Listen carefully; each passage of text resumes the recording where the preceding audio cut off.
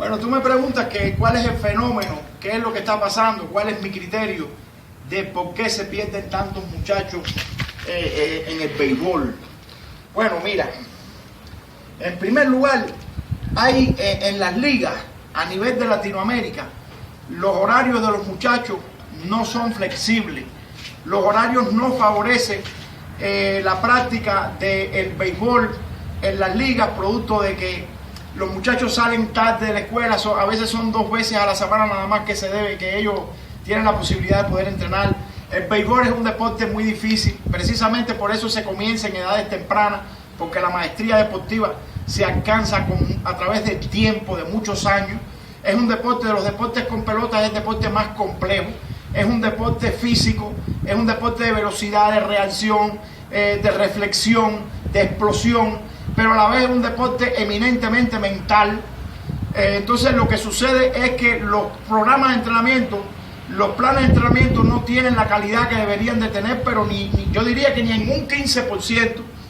Hay un gran por ciento de muchachos y padres, ¿no?, que se limitan simplemente a que el muchacho venga se resumen que el béisbol es pararse en una práctica de bateo y dar 20, 30 batazos y coger 20 o 30 rolling y ya, y dar 3 carreritas, y no es así. El béisbol, como cualquier otro deporte, lleva muchos aspectos, muchos ingredientes en la preparación de los deportistas. La preparación deportiva tiene muchos componentes que se violan en el béisbol con una facilidad tremenda. No se hacen programas bien estructurados, bien amarrados, bien ordenados desde el punto de vista físico, digamos, desde el punto de vista de la resistencia, de los componentes de la carga de la preparación: resistencia a la fuerza, resistencia a la velocidad, reacción, agilidad, ejercicios pliométricos, ejercicios de reacción, sobre todo de elasticidad. A los muchachos no les gusta hacer ejercicios de elasticidad. Entonces lo que pasa es que cuando se viola, que es otra cosa que sucede en el béisbol, el orden de los ejercicios que se deben de hacer según la etapa que están pasando, que están atravesando los muchachos, al final, cuando los sistemas del atleta llegan a su total conformación, que tiene 17, 18 años, el sistema locomotor, el sistema cardiovascular, siempre por algún lugar, por algún lado, va a salir este trabajo desordenado desde el punto de vista físico. Entonces después, cuando llegan a 18, 19 años, el muchacho se da cuenta que no tiene los parámetros, no cumple los parámetros que debería de cumplir para poder ser firmado. El muchacho no sabe ni por qué, pierde la motivación, se da cuenta que no tiene el nivel necesario y deja de jugar béisbol. ¿Por qué? Porque se viola, ese muchacho se viola a diario. No solamente estoy poniendo un ejemplo, estoy hablando a modo singular, pero a modo singular sirve de manera general, ¿no?, de manera plural. Los muchachos se pierden porque no se hace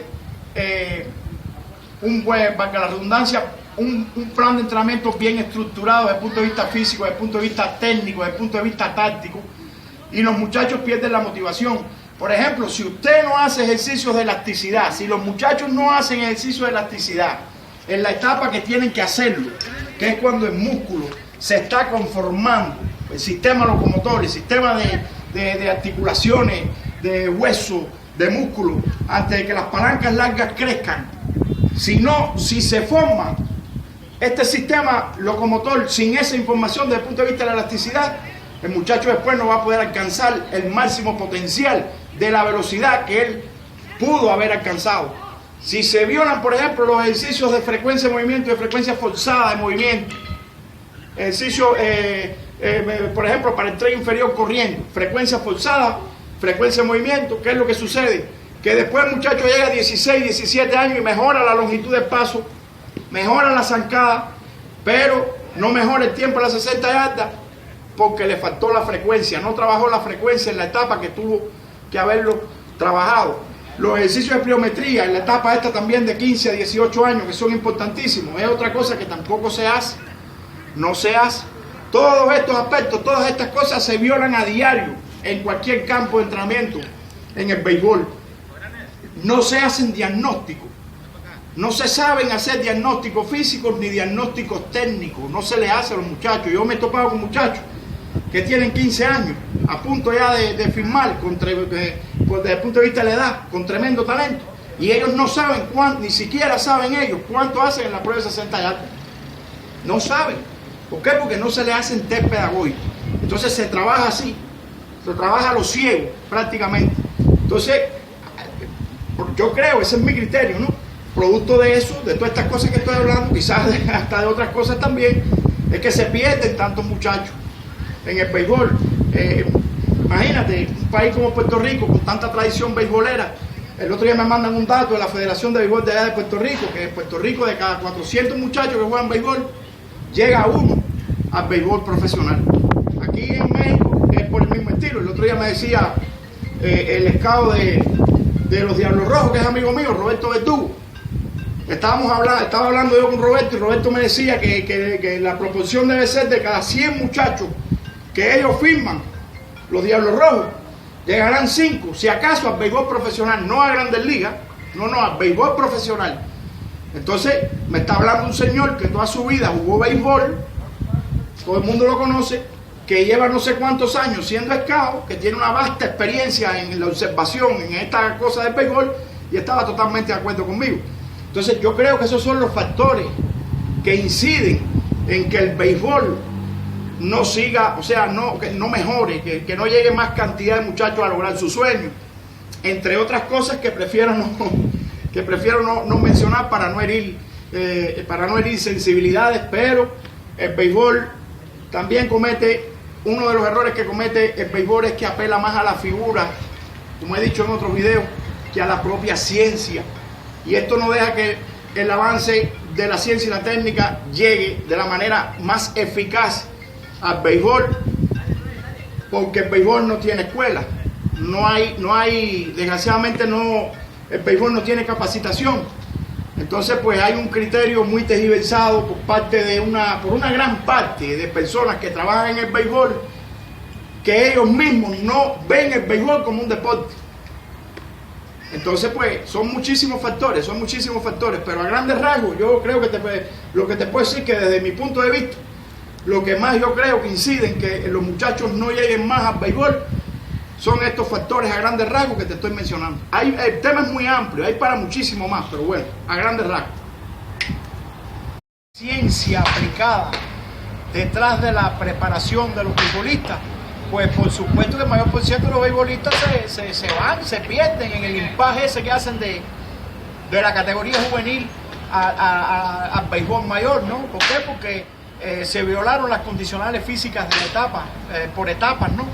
En las cuales el muchacho debió de haberlas hecho desde el punto de vista científico por cada preparación. Por ejemplo, lo he dicho en otros videos, la velocidad no sale de la nada, la velocidad en los brazos sale de una fórmula, que es potencia muscular más elasticidad es igual a velocidad. Es decir, si trabajaste los ejercicios de elasticidad en la etapa que tenía que haberlo trabajado el atleta, pues después cuando el muchacho llega a 17, 18 años, que ya el sistema locomotor esté compuesto, que haya potencia en los músculos, bueno, pues entonces también está la elasticidad, y los músculos, sobre todo los músculos de articulación escapulohumeral, van a tener esa información, van a tener ese grado de recorrido amplio que tienen que tener para poder desarrollar el potencial máximo de la velocidad.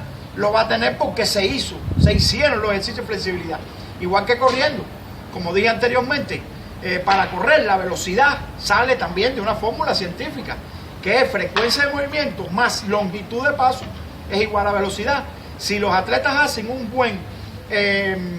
una buena preparación en la etapa de 10 a 14 años desde el punto de vista de la frecuencia forzada de movimiento, después cuando la palanca crezca, que lleguen a 17, 18 años, que está comprobado que de los 15 a los 18 años es cuando el ser humano alcanza la mayor longitud de su paso.